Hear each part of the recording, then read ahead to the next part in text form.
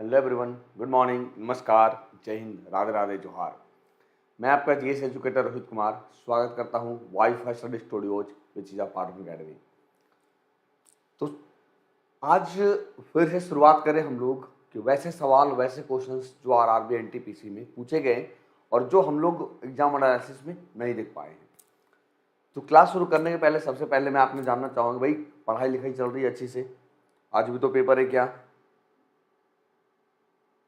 आज भी पेपर है क्या, जरा बताना मुझे। और वैसे बच्चे देखो जो तैयारी करने जा रही है, कल एसएससी जीडी की वैकेंसी आई है और वो ह्यूज नंबर पे, और एसएससी एमटीएस की भी रिजल्ट आ गई है। तो देखो चीज़ें धीरे धीरे आपके अनुकूल तो हो ही रही है।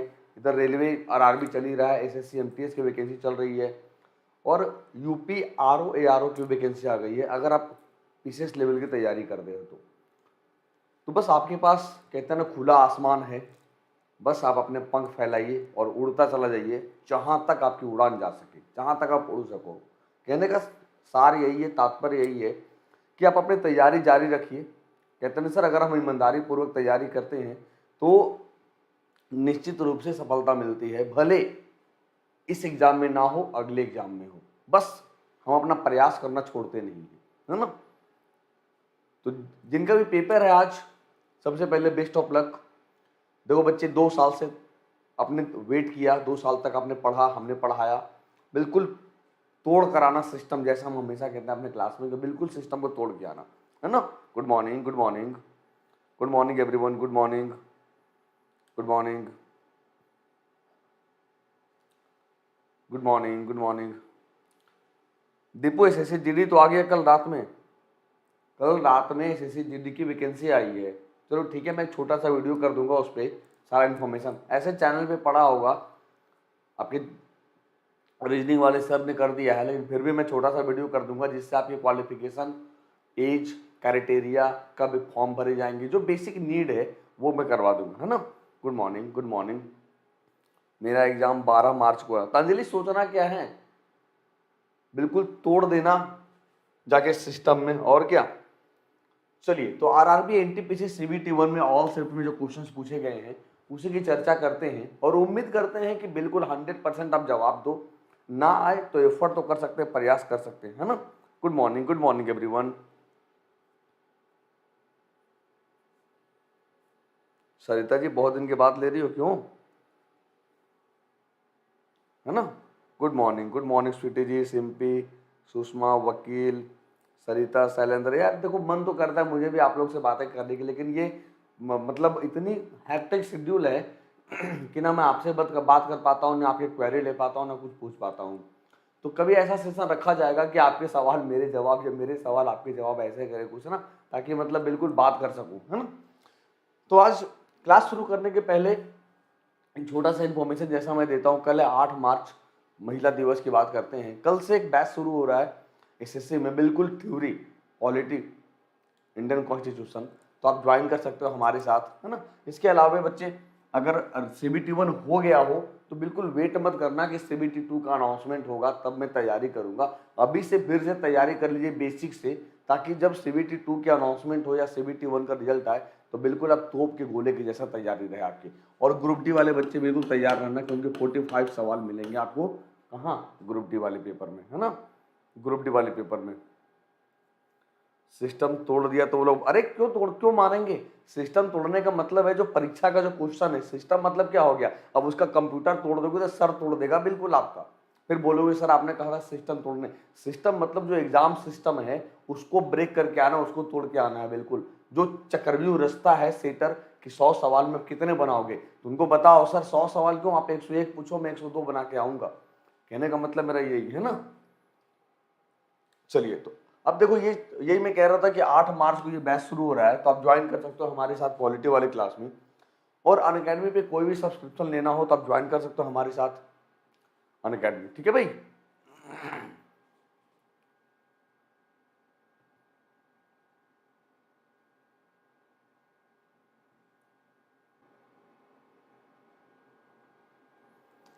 ठीक है, क्लियर है भाई।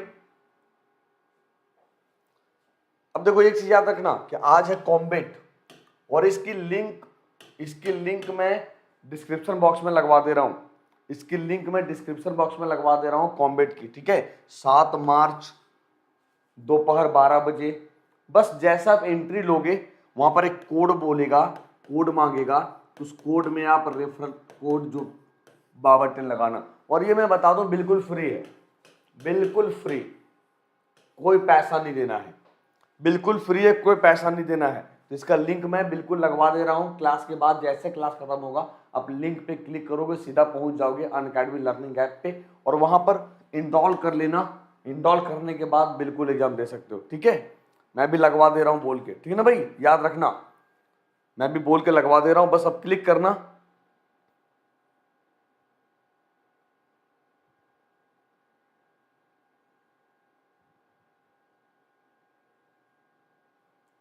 ठीक है, बिल्कुल इनरोल जरूर करना, तभी पार्टिसिपेट कर पा, तभी पता चलेगा ऑल ओवर इंडिया के बच्चे में आपकी रैंकिंग क्या है ना।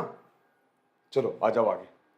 सवाल नंबर 1 पूछता है, हु डिस्कवर्ड न्यूट्रॉन, न्यूट्रॉन की खोज किसने की। सवाल नंबर 1 रेलवे पूछता है, रेलवे पूछता है न्यूट्रॉन की खोज किसने की, न्यूट्रॉन की खोज किसने की बताओ। जेम्स चैडविक ने। किसने की न्यूट्रॉन की खोज, जेम्स चैडविक ने न्यूट्रॉन की खोज की है ना।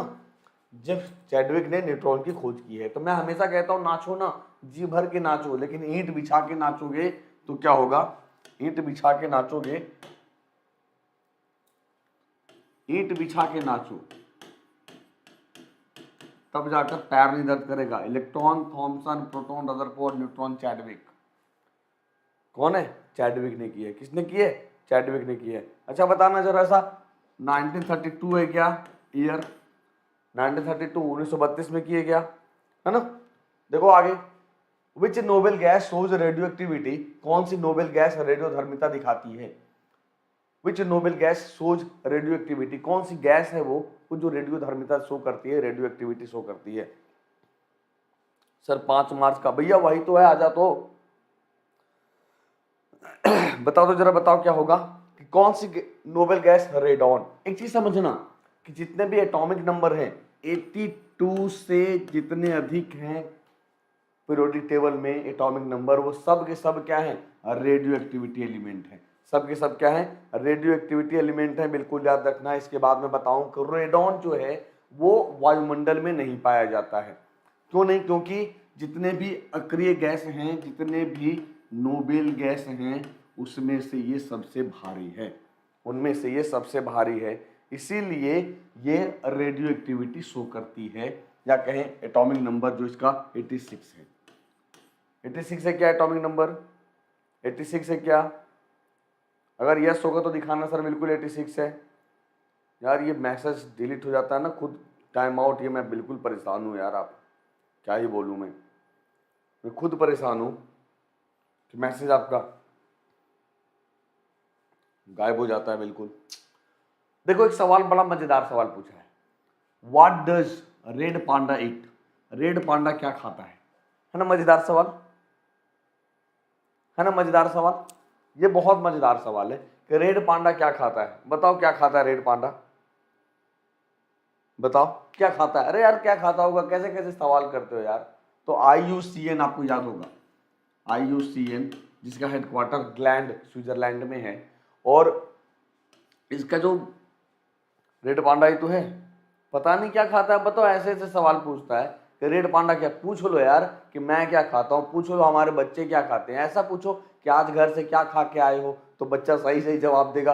अगर खा के जाएगा वो कुछ, लेकिन बोलेगा पनीर खा के आए हैं, नॉनवेज खा के आए हैं, जो भी आपका फेवरेट फूड हो ये। अब देखो ऐसे ऐसे सवाल पूछता है, बताओ क्या खाता है। देखो बैम्बू एंड लिप्स, बांस और पत्तियां। क्यों पूछा है, क्योंकि ये बांस की पत्तियां ही खाता है बेसिकली। क्या खाता है, बांस की पत्तियां ही खाता है ना। क्या खाता है, बांस की पत्तियां ही खाता है रेड पांडा। ये इसीलिए सवाल पूछा है, ये इसीलिए सवाल पूछा है ना। आई बात समझ में, क्यों पूछा है, ये रीजन क्या है कि बांस की पत्तियां खाता है, बांस की पत्तियां खाता है स्पेशली, इसीलिए पूछा है ये। तो बैम्बू की बात करें, आपको याद होगा ये ग्रास है बच्चे, और जो बैम्बू को अब से भारत में ग्रीन गोल्ड कहा जाता है, ग्रीन गोल्ड कहा जाता है। और बांस का सबसे ज्यादा प्रोडक्शन भारत में कहाँ होता है? असम में होता है। कहाँ होता है? असम में होता है ना? असम में होता है, ठीक है ना? ऐसा ऐसा रेलवे पूछता है, बताओ। अब कॉपी करने के लिए शॉर्टकट की क्या है? कॉपी करते हो ना, बिल्कुल नकलची बंदर तो हैं हम लोग, तो कॉपी करने के लिए शॉर्टकट की क्या होगी? Ctrl+C कॉपी है, Ctrl+X कट है,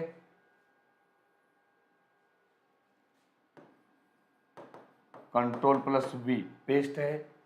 तो ये सब जो शॉर्टकट किए ना, ये सब चीज कुछ तो याद रखना पड़ेगा, कुछ तो समझना पड़ेगा, है ना?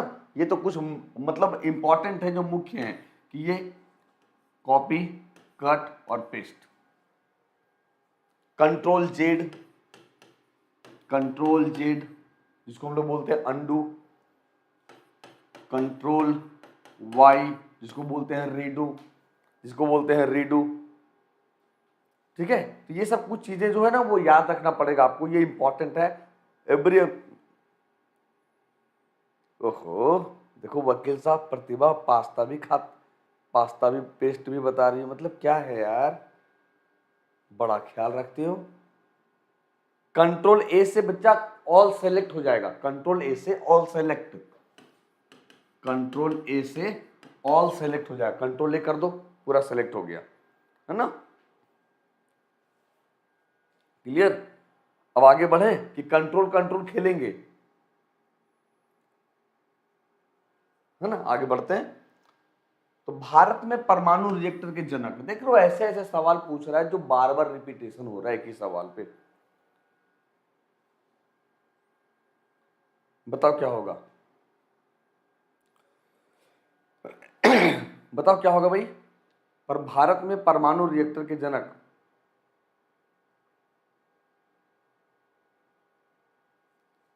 भाभा, होमी जहांगीर भाभा।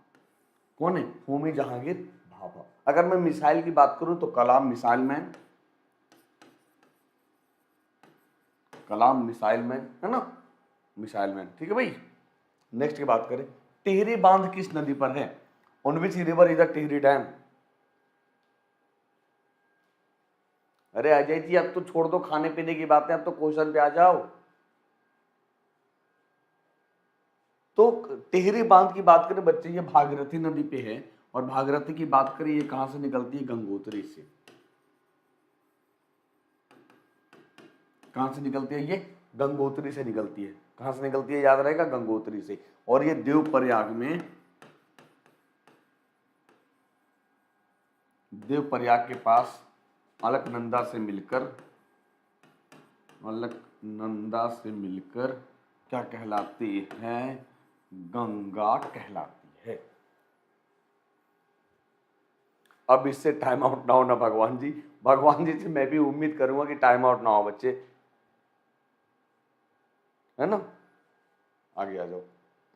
भारत में एशियाई खेलों का आयोजन कितनी बार होता है, यानी कितनी बार हुआ है? भारत में एशियाई खेलों का आयोजन कितनी बार हुआ है? कितनी बार हुआ है? जल्दी।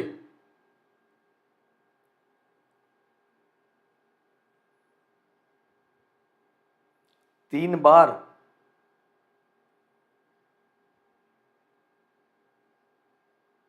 अच्छा श्वेता जी, बिल्कुल अच्छे से एग्जाम देना, नेगेटिव मत लेना, है ना? तो कितनी बार हुआ है बेटा? मैं तो 2 बार पर जानता हूं, मैं तो 2 बार जानता हूं एशियाई खेल। अब पता नहीं 3 बार कैसे जानते हो, जरा बता दो। मैं तो 2 बार जानता हूं, एक बार 1951 में और एक बार 1986 में, आई थिंक दिल्ली में, न्यू दिल्ली में। मैं तो 2 बार जानता हूं, अब पता नहीं 1982 या 86 है यार। मैं 1 मिनट रुक जाओ।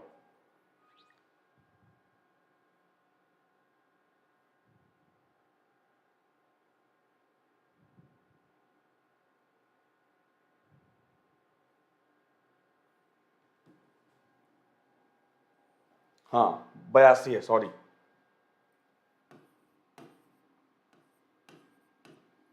1951 और 1982, 86 नहीं 82 है ना? 1951 और 1982। आप किस चक्कर में हो, आप कॉमनवेल्थ के चक्कर में हो, इसलिए 3 बार कर दिया। कॉमनवेल्थ के चक्कर में हो, जो 2010 में हुआ था दिल्ली में, 2010 में हुआ था दिल्ली में, ठीक है, 2010 में हुआ था दिल्ली में, बिल्कुल याद रखना।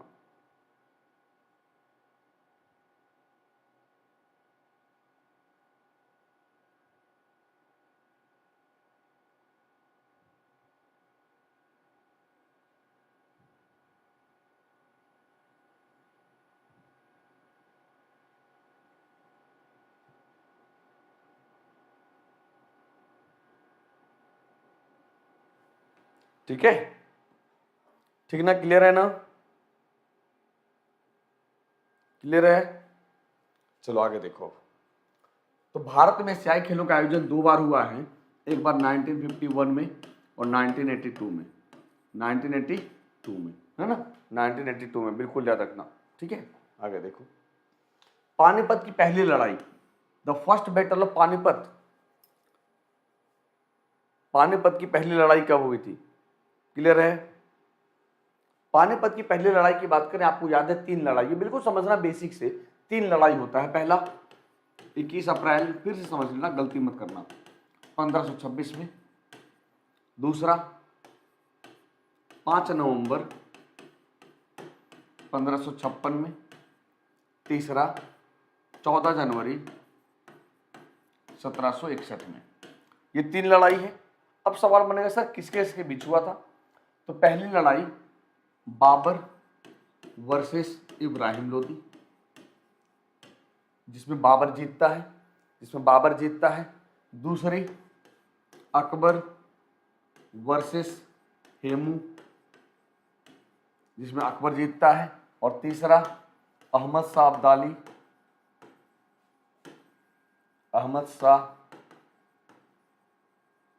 अब्दाली वर्सेस मराठा। तो ये जरूर याद रखना,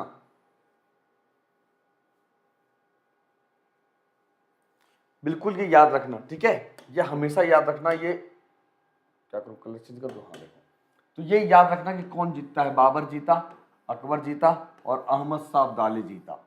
अकबर की तरफ से बैरम खान लड़ता है, याद रखना, कौन, बैरम खान, अकबर की तरफ से बैरम खान, ठीक है, बिल्कुल याद रखना, ये समझ लेना, बिल्कुल बेसिक। आगे देखो, आरबीआई के पहले भारतीय governor, first Indian governor of RBI, देखो कई बार रिपीट कर चुका है, ये कई बार रिपीट कर चुका है, तो कहते हैं रिपीटेड सवाल ना अच्छे तरीके से कर लेने चाहिए आपको। तो आरबीआई के गवर्नर की बात करें तो कौन था आरबीआई गवर्नर, सीडी देशमुख। अभी कौन है, अभी आरबीआई गवर्नर कौन है भाई, शक्तिकांत दास,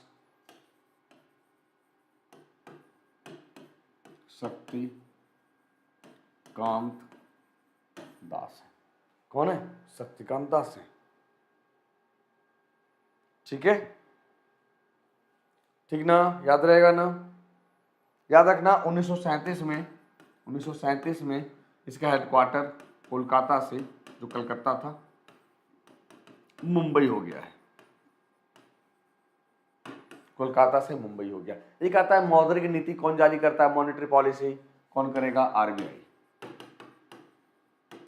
और फिस्कल पॉलिसी कौन जारी करेगा, तो फिस्कल फाइनेंस मिनिस्टर, वित्त मंत्रालय, है ना, वित्त मंत्रालय। क्लियर है, क्लियर है ना। ये 25वें नंबर के, याद रखना, ये 25वें नंबर के, है ना। करंट चीफ इलेक्शन कमिश्नर, वर्तमान मुख्य चुनाव आयुक्त कौन है,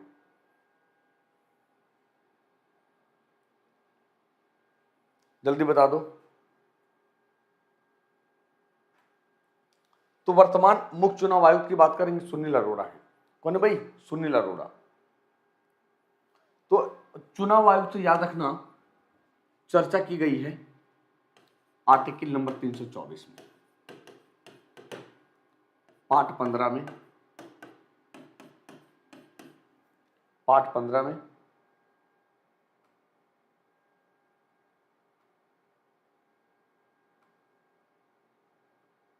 पार्ट 15 में 3 सदस्य हैं भी, 3 मेंबर्स हैं। रिटायरमेंट एज 6 साल या 65 साल, जो भी पहले होगा, जो भी पहले होगा, जो भी पहले होगा। और क्या सा आएगा सवाल, सुकुमार सेन, याद होगा सुकुमार सेन, यह क्या है, ये पहले है, ये फर्स्ट है, ये क्या है, फर्स्ट है। फिर क्या आएगा, 25 जनवरी, क्या ये मतदाता दिवस, वोटर दिवस, मतदाता दिवस, क्या ये मतदाता दिवस। समझ रहे हो, समझ में आ रहा है चीजें, चीजें समझ में आ रही है कि किससे सवाल बनेगा, कैसे सवाल बनेगा, है ना। तो जो बेसिक है ना उसको समझना पड़ेगा। एक सवाल और आएगा, सर चुनाव आयुक्त जो है वर्तमान मुख्य चुनाव आयुक्त, वो कौन कौन सा इलेक्शन करवाएगा। तो बिल्कुल ये बेसिक से याद रखना कि पंचायत, नगर पालिका, विधान परिषद। पंचायत, चेंज कर दूं कलर, पंचायत, नगर पालिका और विधान परिषद, तीनों की चुनाव कौन करेगा, तो ये राज्य चुनाव आयोग, राज्य चुनाव आयोग, ये याद रखना। बाकी बात जितने सारे चुनाव बचे, राष्ट्रपति, उपराष्ट्रपति, लोकसभा, राज्यसभा, विधानसभा, सब मुख्य चुनाव आयोग कराएगा, मुख्य चुनाव आयोग कराएगा। ठीक है, कुंदन बता देंगे, परेशान ना हो बच्चे। यूनेस्को के महानिदेशक, डायरेक्टर जनरल ऑफ यूनेस्को क्या है। 74 नेगेटिव किया हो, अरे बिल्कुल दीपक सिंह, बिल्कुल तोड़ दो, CBT2 की तैयारी में लग जाओ, है ना। तो यूनेस्को के महानिदेशक कौन है बच्चे, ऑड्रे अज़ौले। यूनेस्को का हेडक्वार्टर पेरिस है, क्या पेरिस है, अगर है तो जरा थंब दिखा दें, बिल्कुल।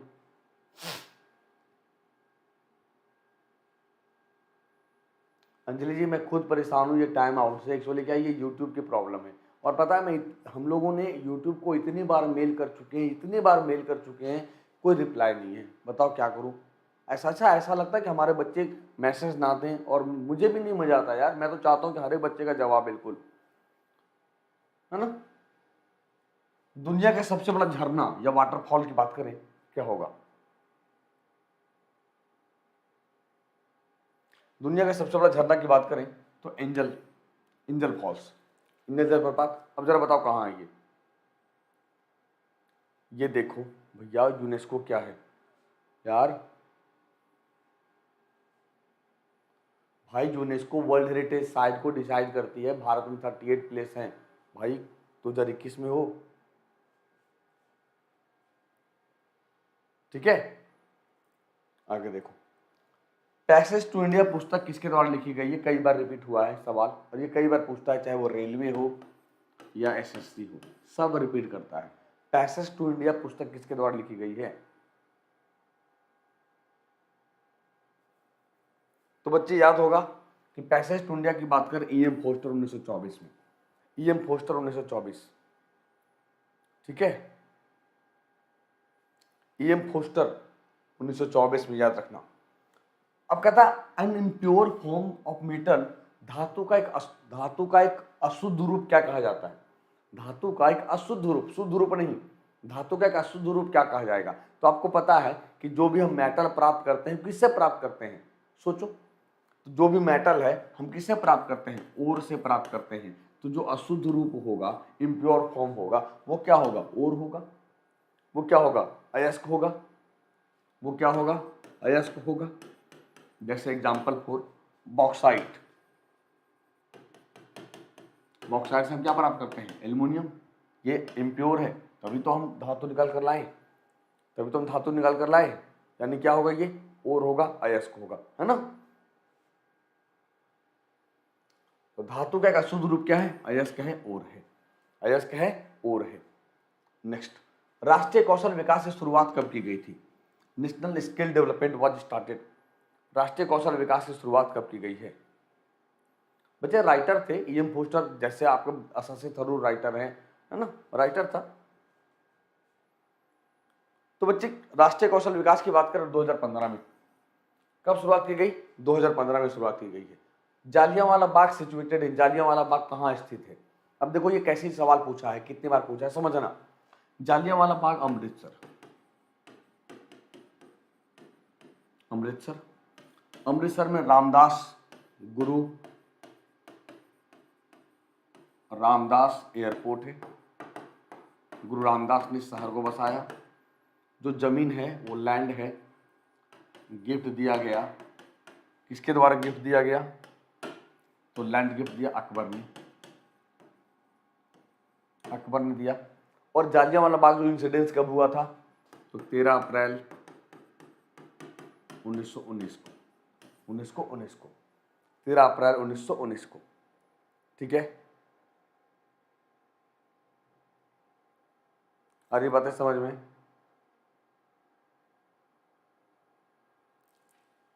अच्छा ये बताइए, आप कहते हैं 1 मार्च का सवाल है, अगर आपने पेपर दिया है तो सवाल तो मिलेगा ना, है ना? जालियांवाला बाग कहाँ? अमृतसर में स्थित है। कहाँ पे है? अमृतसर में स्थित है, बिल्कुल याद रखना। ठीक है भाई। अकबर ने रामदास जी की बेटी, एक चीज बताओ ना, रामदास की बेटी या वाइफ, पाप लगेगा, पाप, बेटी और वाइफ में। भिन्नी बीवी नाम था, मैंने बता दिया। अब आप बताओ बीवी थी कि बेटी थी? 2018 फुटबॉल विश्व कप विजेता, देख लो, याद रखना। आने वाले एग्जाम में 2018 में जो गेम हुए हैं वो सब के सब पूछे जाएंगे, चाहे वो फुटबॉल वर्ल्ड कप हो या कॉमनवेल्थ गेम की बात करें या एशियन गेम्स की बात करें। ठीक है, तो 2018 फुटबॉल विश्व कप की बात करें, फ्रांस। 2022 का कहां होगा? कतर में। 2026 का कहां होगा? 3 देश में। तो कहां कहां? यूएसए, कनाडा और मैक्सिको। और ये अब तक का ग्रैंड होगा, ग्रैंड फुटबॉल टूर्नामेंट होगा। सबसे ज्यादा मैच खेले जाएंगे अब तक का, सबसे ज्यादा मैच, है ना? तो फ्रांस किसको हराया था? क्रोएशिया को। किसे किसे हराया था बच्चे? क्रोएशिया को हराया था। कहां हुआ था? रसिया। कहां हुआ था? रसिया में होता, बिल्कुल याद रखना। ठीक है, हाँ ये फीफा है। ठीक ठीक ना। सबसे ज्यादा बार किसने जीता? ब्राजील। और फ्रांस कितने बार जीता? 2 बार। पहली बार 1998 में और दूसरी बार 2018 में, याद रखना, 2 बार 18 में। ठीक है, शुभम 2022 नहीं बच्चे, 2026 में यूएसए, कनाडा और मैक्सिको। गलती मत करो, गलती मत करो बिल्कुल। हिंद स्वराज पुस्तक के लेखक कौन है? हिंद स्वराज बुक्स ऑथर, जल्दी। हिंद स्वराज पुस्तक के लेखक की बात करें तो कौन है? महात्मा गांधी। कौन है? महात्मा गांधी। सची जी कह रही है 108 है, 108 है, 104 है, जरा देखना फिर से। दुर्गापुर में। मुकेश बिल्कुल अच्छे से देना, नेगेटिव मत देना बिल्कुल, ठीक ना? कोशिश करना 70 से 75 के बीच अपने मार्क्स ठीक रहे। नटराज के तांबे की मूर्ति किस स्थान के खनन में मिली थी? जल्दी। 108 है, ओके। हमें लग रहा है 104 है, फिर देख लेना। हमें लग रहा है 4 है, 104 रैंक घटी है।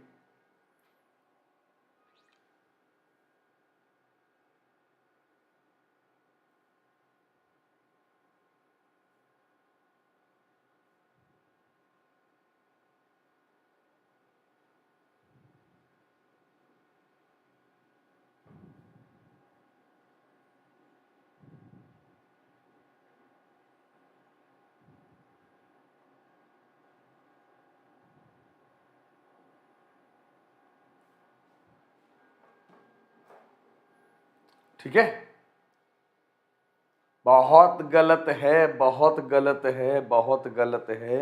आयुष का जवाब बिल्कुल सही है, आयुष का जवाब सही है। आलोक कुमार राजपूत का जवाब सही है। आजाद सिंह का जवाब सही है। कृष्ण कुमार यादव का जवाब सही है। बहुत बढ़िया। सोमनाथ, सुनील, इतने लोगों का जवाब सही है। संजीत यानी मोहनजोदड़ो, जिसको हम बोलते हैं dancing girl of Mohenjodaro. Dancing girl of Mohenjodaro, Nataraj की तांबे की मूर्ति की बात करेंगे, मोहनजोदड़ो से मिली है। कहां से मिली है?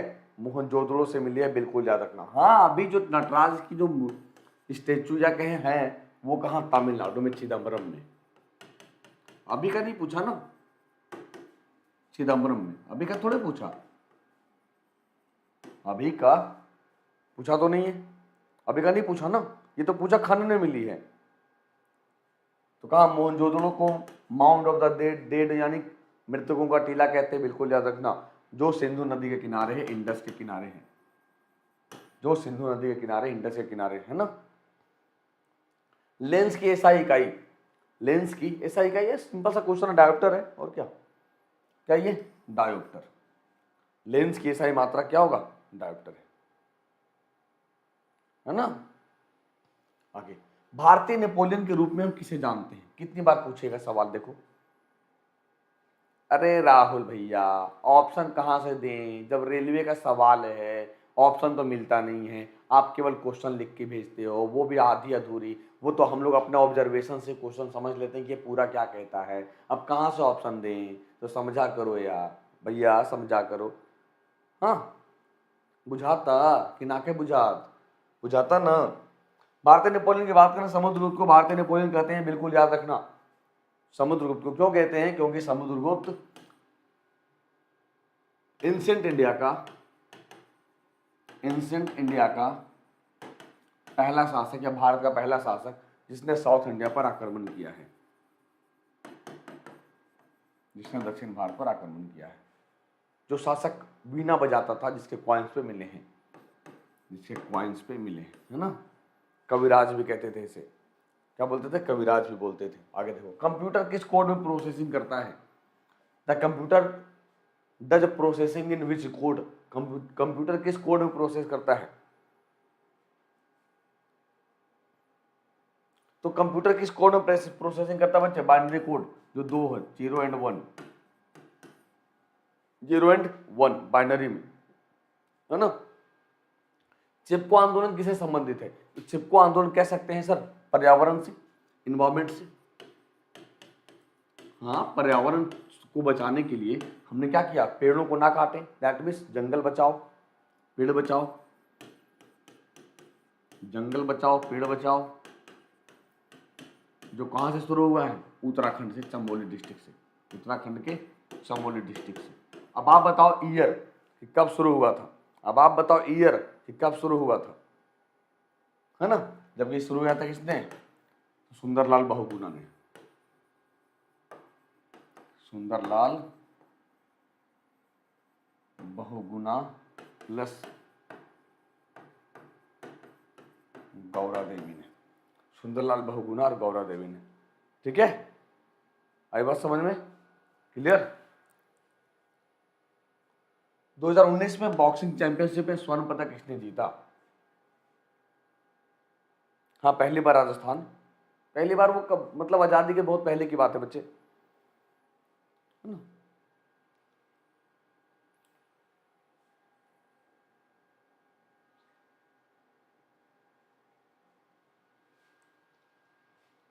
मैरी कॉम अनब्रेकेबल, अनब्रेकेबल क्या ये, अनब्रेकेबल, है ना, जो इनकी ऑटोबायोग्राफी है, ऑटोबायोग्राफी अनब्रेकेबल, याद रखना। 2019 में संकट के कारण कौन सी विमान कंपनी बंद हो गई है, 2019 में वित्तीय संकट हुआ और कंपनी बंद कर दी गई। तो किंगफिशर तो बहुत पहले की बात है, लेकिन ये कब बंद हुआ है, ये कब बंद हुआ है, देखो जेट एयरवेज है, ये कौन है, जेट एयरवेज है, कौन है बच्चे, जेट एयरवेज, बिल्कुल याद रखना। तो देखो 17 अप्रैल 2019 को जेट एयरवेज भारत के एकमात्र निजी पूर्ण सेवा वाहक ने पिछले कुछ महीनों में बढ़ते वित्तीय ऋण के साथ साथ इंडिगो और स्पाइस जेट जैसे घरेलू कम बजट वाहक से बढ़ती प्रतिस्पर्धा का सामना करने के बाद अपने अंतिम वाणिज्यिक उड़ान भरी है। मतलब सोचो ये लास्ट उड़ान था 17 अप्रैल 2019 को, 17 अप्रैल 2019 को ये लास्ट उड़ान था, ठीक है, याद रहेगा। वह देश जो सोवियत संघ का हिस्सा था, तो कई सारे देश थे, मुख्य रूप से रसिया कह दें, मुख्य रूप से रसिया, आपको याद है कि 1992 दिसंबर में रसिया का यूएसएसआर का को तोड़कर लगभग 12 से अधिक देशों के बना दिया गया। Crimea, Ukraine, Uzbekistan, Tajikistan, Kyrgyzstan, है ना, तुर्कमेनिस्तान, ये सब किसके पार्ट हैं? ये सब रसिया के पार्ट हैं। ठीक है, आगे देखो, तो कौन था? रसिया था, है ना भाई। कोशिका में ऊर्जा का स्रोत क्या है? What is the sources of energy in the cell? कोशिका में ऊर्जा का स्रोत क्या होगा? तो आपको याद होगा, कोशिका में ऊर्जा के स्रोत की बात करें, ATP, adeno triphosphate, adeno triphosphate यानी माइटोकॉन्ड्रिया की बात करें, माइटोकॉन्ड्रिया की बात करें, जिसे हम पावर हाउस बोलते हैं, जिसे पावर हाउस बोलते हैं। क्या बोलते हैं? पावर हाउस बोलते हैं। क्लियर है ना भाई? आगे, हुमायूं नामा किसके द्वारा लिखा गया? तो एक चीज याद रखना कि दो ऐसे मुगल बादशाह हैं जिन्होंने खुद अपनी ऑटोबायोग्राफी लिखी, बाबर और जहांगीर। बाबर ने तुजुक बाबरी के नाम से लिखा, तुजुक ए बाबरी, किस भाषा में? तो टर्किश। और जहांगीर तुजुक जहांगीरी, तुजुक ए जहांगीरी। जबकि हुमायूं नामा किसने लिख दिया? गुलबदन बेगम ने, गुलबदन बेगम ने, जो इनकी सौतेली बहन थी। क्या थी? सौतेली बहन थी, याद रखना। ठीक है, आई बात समझ में? जो इनकी सौतेली बहन थी, बिल्कुल याद रखना। ठीक है, तो याद रखना, दो बाकी बाद जितने भी मुगल बादशाह थे सब के बायोग्राफी लिखे गए हैं, इन्होंने खुद लिखा है। JNNURM का फुल फॉर्म क्या होगा? देखो, JNNURM का फुल फॉर्म क्या होगा? तो JNNURM के फुल फॉर्म की बात करें, Jawaharlal Nehru national urban renewal mission, Jawaharlal Nehru राष्ट्रीय शहरी नवीकरण मिशन, ये फुल फॉर्म है। ठीक है, अगर मैं बात करूं तो जवाहरलाल नेहरू राष्ट्रीय शहरी नवीकरण मिशन शहरी विकास मंत्रालय के तहत भारत सरकार द्वारा शुरू की गई एक विशाल शहर आधुनिकीकरण योजना थी, जो 2005 में लॉन्च किया गया है। कब? 2005 में लॉन्च किया गया। इसीलिए कहते हैं कि फुल फॉर्म, कुछ ऐसे फुल फॉर्म हैं जो मैं पढ़ाता हूँ, एक्सप्लेन करता हूँ जब भी, तो उसको आपको नोट डाउन कर लेने चाहिए, अंडरलाइन कर लेने चाहिए, है ना। आगे, ताजमहल किसकी याद में बनाया गया? अरे यार, कैसे सवाल पूछते हो? ताजमहल अपनी पत्नी की याद में बनाया, आप बना सकते हो क्या? सर मेरी भी इच्छा है, मैं भी ताजमहल बनाऊं, क्या करें? ना मुमताज मिलती है ना जमीन मिलता है। हाँ, ना मुमताज मिलती है ना जमीन मिलता है। पता चलता है सर, सुबह तो नूरजहां मिले थे, शाम को मुमताज हो गई, सुबह मुमताज मिले थे, शाम को सर अनारकली हो गई। स्थिति यह है आज के समय में। तो याद रखना, ताजमहल किसकी याद में? तो मुमताज महल की याद में। किसकी याद में? मुमताज महल, मुमताज महल की याद में, जिसे ओरिजिनल नेम क्या है? अर्जुमंद बानो बेगम। क्या बच्चे? अर्जुमंद बानो बेगम, अर्जुमंद बानो बेगम, ये वास्तविक नाम है। एक सवाल आएगा, नूरजहां का वास्तविक नाम क्या था? तो नूरजहां का मेहरुनिसा। क्या है? मेहरुनिसा, याद रखना। ठीक है, मेहरुनिसा, ये वास्तविक नाम जरूर याद आता है। ठीक है, वास्तविक नाम जरूर याद रखना। ठीक ना भाई? आगे देखो, जनवरी 2020 में सेना के प्रमुख कौन थे? तो ये कई बार पूछ चुका है, करमबीर थे नहीं, मनोज मुकुंद नरवाने थे। बिल्कुल भाई, CVT 2 के लिए क्यों ना आएगा, है ना। देखो तो बच्चे, मनोज मुकुंद नरवाने। और CDS की बात करें तो बिपिन रावत,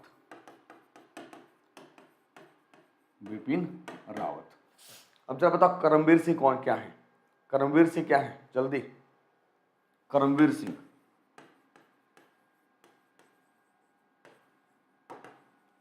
सिंह क्या है? नेवी है क्या? सेना, आर्मी दिवस 15 जनवरी, आर्मी डे 15 जनवरी कब मनाते हैं? अब जरा बताओ करमवीर सिंह क्या है, जल्दी। करमवीर सिंह क्या है? 1983 क्रिकेट ओडीआई भारत का कप्तान कौन था? तो जो 1983 में एक मूवी आ रही है, आपको याद होगा, कपिल देव। कपिल देव 2011 में एमएसटी महेंद्र सिंह धोनी, और 2003 में जब फाइनल पहुंचा था इंडिया, तब दादा जो बीसीसीआई के अध्यक्ष हैं, तब 3 बार फाइनल खेला है भारत, जिसमें से 2 बार जीता है, 1 बार नहीं जीता है, 1 बार नहीं जीता है ना? क्लियर है? बातें समझ में आ रहे हो? 1983 क्रिकेट ओडीआई का कपिल देव कैप्टन था। कौन था? कपिल देव कैप्टन था। भारत के मुख्य न्यायाधीश किसके द्वारा नियुक्त किया जाता है? Chief justice of India is appointed by. बिल्कुल आसान सवाल, बिल्कुल आसान।